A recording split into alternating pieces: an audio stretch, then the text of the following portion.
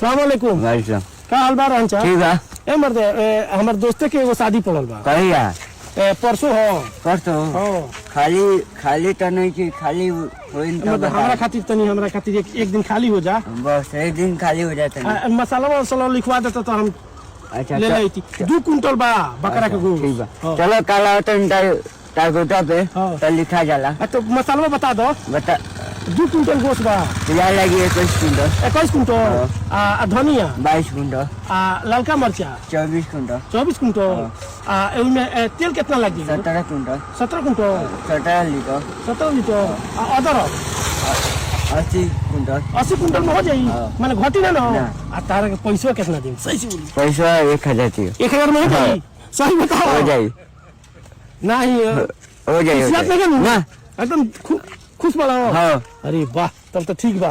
तो तारा कम सुबेरा बायना दे देता नहीं? अच्छा 500 रुपया दे देता नहीं बायना? हाँ। हमर खाना बना दी। अच्छा ओके ठीक बा? ओके। ठीक बा। सलाम अलैकुम। ओके का